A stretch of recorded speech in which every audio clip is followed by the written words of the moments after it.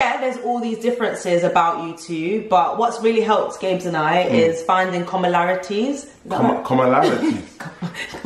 Commonalities. Wow. I don't even know the right word. Commonalities. Commonalities. Ha! Hi DayQ fam. Hey DayQ fam. Welcome back to our channel. Welcome back. So we're back. And we've hit 15,000 subscribers. Thank you so much. Yeah. Wow. Like, you know, when we started this, we were like, you know, if we get 1,000 subscribers, that would be awesome. But to hit 15 is a massive milestone, and we're so happy and excited. And thanks for coming along the journey with us. Yeah, thank you so much. And we really believe in like healthy relationships. Yeah. And we actually do believe that it can change the world. Yeah, 100%. Imagine two people loving each other properly. Imagine the children that come into that environment. Imagine the society that we can build. Like this is good. 100%. So if you really do like our content, keep sharing our videos. Let us reach more people so that we can all have healthy relationships. So we're here on this journey, on this series, talking about cultural competence. How do we deal with people who are different to ourselves? It's not only in relationships, in the work environment, in our social settings. People are so different. I don't think you can find one person that's exactly the same as yourself. Sometimes you're attracted to that at first, but then as you get to know people more, you're like, actually, there's differences.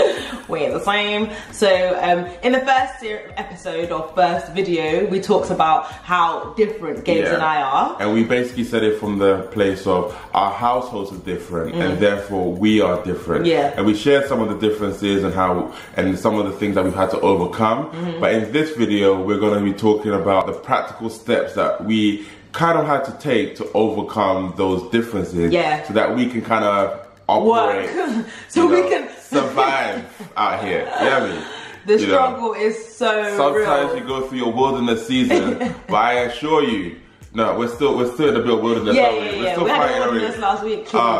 Jesus Christ! But we're trying to say that it's possible. You can be different. You can still work through, and you can get better. Yeah. So let's do this.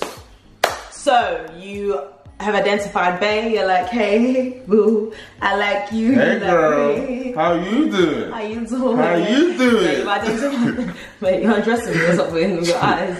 Anyways, at the beginning, when you're not undressing each other with your eyes, when it's all like innocent and all that, and you know you've identified that you like each other, we suggest that you just let your worlds collide. Be your true self, because there's this whole thing where you're like, oh, I need to put my best foot forward. I need to be the best version of myself. You know, I need to, you know how you dress to impress externally, you're also dressing to impress internally. But then that's not you being who you really are. It's funny, you could be in a relationship and then, you know, I could be, you know, obviously I'm Gabriel and I'm just pretending to be like someone else. And then that your partner is dating someone else, and it's like, it's not fair in a relationship because you're pretending and that is hard work. And that person's not getting to know your true self. And then later on down the line, you reveal your true self and then it gets messy.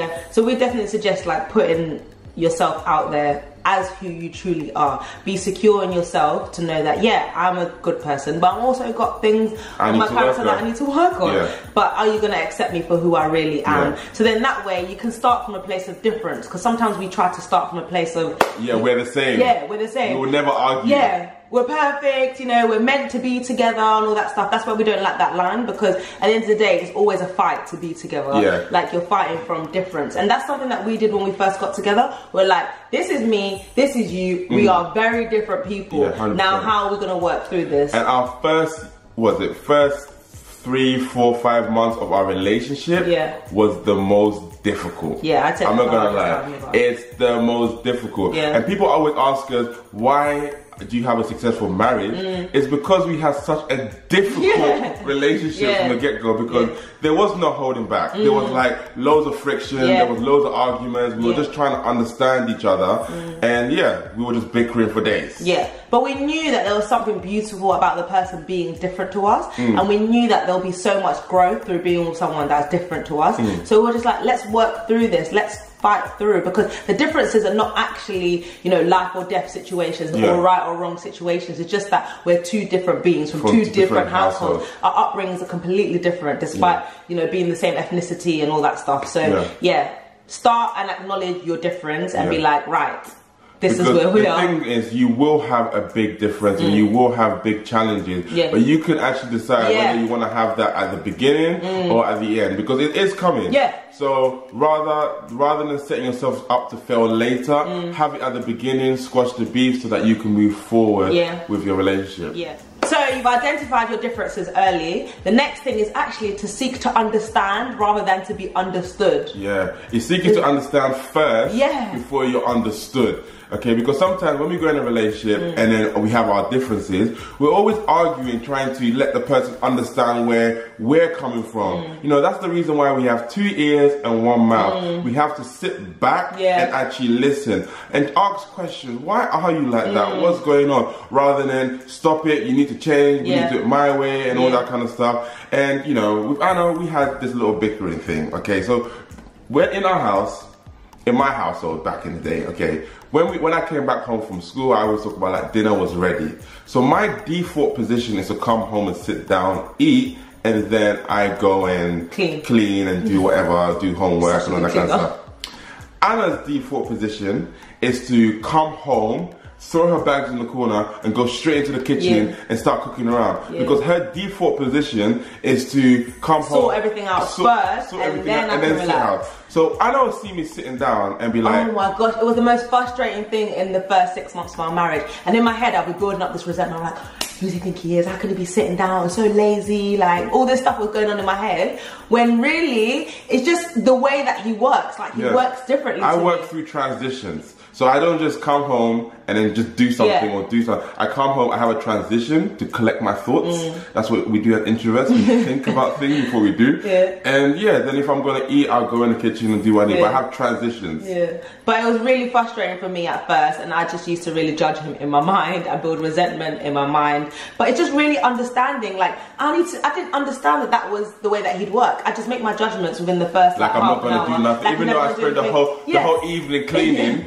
After she sits down, because she doesn't. No, but the thing is, I used to do everything before he'd even got up. But now I'm just like, oh, this is Gabe's natural way of doing things. So now she leaves. Now I stop. I'm like, she cooks and then she leaves it. I'll leave the washing out because I know that Gabes will do it because he's sitting down first and then he'll get up later. But at first I was like, I'll end up doing everything, and then when it's his time to get up, when he's had his, like, oh, there's nothing to do. Like, oh, there's nothing to do. I'll just sit here even longer. So it's just. Oh, there's so much to understand, and that's why we say seek to understand before you're understood. Like, so that you have a bit more context. Communication is so important, key. So that you have context. You're not just shouting, oh, you need to do this, you need to do that. There has to be context into why you are the way you are. Okay, and then after that, you need to think positively about the differences that you two have. Because it's so easy to get into the mindset like, oh, he's so different to me. Why is he like this? This is so wrong, blah, blah, blah. But you have to literally meditate and tell yourself, like, he's not crazy, he's just different to me. Because, you know, the situation is never really the problem. It's what you do when you remove yourself from the situation. Sometimes I find myself just going in a place and dwelling on how Annabella's a mess, how she's annoying, and those are the things that's eating up at me. So it's not necessarily the situation, it's what I'm telling myself. So I have to be able to control my thought process when negativity comes in. I have to be able to rebuke them, because those are the things that are very destructive in your relationship. It's not necessarily about the situation, it's about how you talk about your partner. So I just think about Annabella's differences, and I think about the positivity of her differences, like the fact that she's a good communicator and she's forcing me to talk a lot more. So when I go in social settings, I'm a lot more talkative rather than just being the loser in the corner. So there's always benefits to look at, and sometimes rather than focusing on the negatives, we need to focus on the benefits. Yeah, because I remember when Gabes just never used to talk that much at all, and he didn't try to build relationships with people, and that would frustrate me so much. So I would go to social surroundings and I'd say like, oh, you're not even trying, how can you not be making an effort to talk to this person, you know that they're important to me, blah blah blah. But it's got nothing to do with that. Like he potentially in his heart wants to try, but maybe he doesn't know how to, or maybe he's just so used to just not. He's just happy. That's the thing. He's comfortable. It's just thinking. Yeah, just thinking. I'm comfortable not talking to people. Yeah. And for me, I was just like, but no, you're clearly just not trying. You're clearly this, you're clearly that. But it's actually so much deeper than that. And for me to minimalize it to something as, you know, he's not making an effort, it's just so bad of me. So like, you really need to just start changing the way that you're thinking about certain situations, and you need to really look at things positively rather than negatively, because it's just not going to help your relationship whatsoever. And the way that we think is always worse than the actual situation, and it's probably not even that deep. I wasn't just trying to be destructive and not talking. I just want to just chill by myself and think. Just wired completely differently. Like, imagine we're trying to change things that the person has been doing for maybe 22 years since we met. It was 22 years of him doing things a completely different way, and now he's entered a relationship with me. I expect him to just be upside down. Yeah, do you know what I mean? No, it's a journey, and we've noticed the journey because we're both colliding and changing. Yeah, so she's more quiet. I know, she's getting there. She's getting there. You know, and he chats so much now. I'm just like, wow, babe, give your mouth a break, do you know what I mean? So you've accepted each other's differences, you're trying to learn each other's differences, you're trying to understand each other better, but what you need to do is actually still embrace the unknown territory of the difference, right? Definitely, because it's easy just to say, okay, like, I accept you, you know, you're different, that's cute, you stay over there, I'm gonna stay over here. But in order for us to be really like one and move forward, the next step, we have to go the extra mile.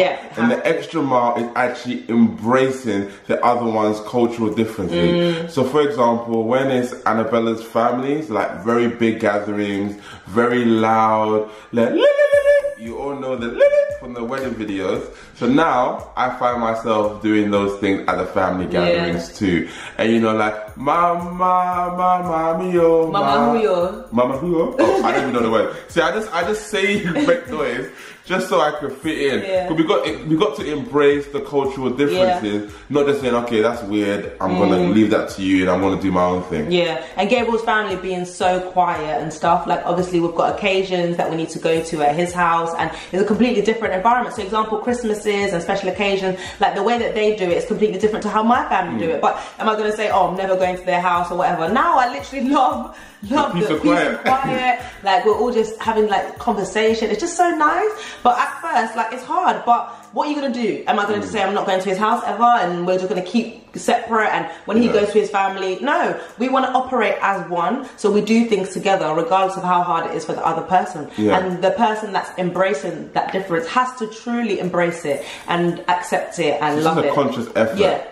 Because we don't want to. It's so easy to operate as two individuals, but separately. Like, and that's not what we want to have. We want to enjoy both the environments that we have to operate in and everything. So it's something that you intentionally have to do. And even if we think about our wedding, like that's when our two worlds literally collided in one room. Because for me, I wanted to have a small wedding. You know, like I don't know, 80 people would be cool. Very like what's the word? A little bit luxury. You know, small luxury. Well, Annabella, she wanted to have 5,000 people. You know, she wanted to replicate, you know, the feeding of the 5,000 and just be giving everyone like small loaves of bread to eat. But I wanted to have, you know, a 5-course meal with. But we're so different. We had to compromise that way. So I would be happy with a buffet. Gabes wanted like 10-course meal because he's just like that. So we met in the middle. We had a family buffet on each individual table. I wanted 500 guests. He wanted 80 guests. We met in the middle. We had 280. That was more towards her side, you see. That was more towards her side. There was a bit of, you know. So we compromise on things because we're like, we're just going to have to embrace each other's differences. So that's what we did with our wedding, and we'll do another video talking about our wedding specifically because Deku Fam Group have suggested some stuff, so we're going to do it. But I just want to say, really, just try to embrace that difference, because in the long run, you will learn to enjoy it and actually understand how it can add value to your life. Like, it really how can two stand together if they don't agree? So we just got to make sure that we just keep fighting. Like sometimes it's just a fleshy thing. Sometimes things just feel unnatural. You don't want to do it. But that's nothing to do with your partner's culture. That's got everything to do with your pride and why you don't want to fit in with the family. Like you've got to try for the sake of your marriage. It's important. Because marriage, is about being comfortable. It's also about being uncomfortable. If you want to be comfortable, then you just stay on your own. Just stay with yourself. But everyone wants the best of both worlds. They want to be in a relationship, but they don't want to change. Like, that's just not marriage. And the change in a healthy marriage should be for the better. So literally we have to die to our flesh and be like, I'm gonna fight to embrace this difference, which will make me better in the long run. So yeah, Gabes and I are really different, and it's so easy to, you know, focus on these differences, but what's helped us is actually acknowledging that there are commonalities between us. The things that we both like that we can do together. 100%. Like, we both love God. Yeah. And through that, we love serving in our local church and building God's house together. We love traveling. We've been on several holidays already. Check out our vlogs if you haven't seen that. What else do we love? We love families. So we love spending time with our family. We love eating out. We love eating out and talking over some good food.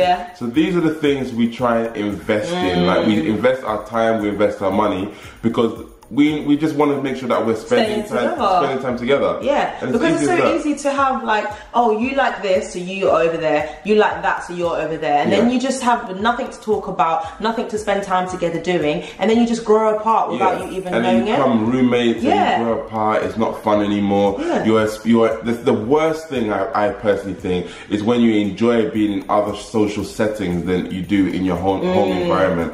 I think that's only a recipe for disaster. And you're only going to be pulled out of your household. Imagine like constantly just running away to have more fun. Like, spend time and invest in actually finding what's the word? Exactly, you can't even say it yourself. Similarities between each other. Because you twisted it. No, don't blame me.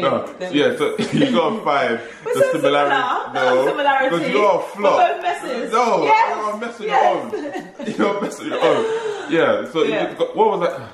Yeah, basically. Yeah, just find commonalities. We always say that we want to be running home to each other. So, you know, the same series that we both like to watch, we're running home to watch them together. You have to find things that you're running home, because there's so many things pulling you apart as a couple. So for us, we've just been intentional about finding those things and making sure we spend time doing those things. Yes, there are things that we don't really like that the other person does. They can go and do that. Annabella used to watch Keeping Up with the Kardashians. I didn't really like that. I didn't really. But nah.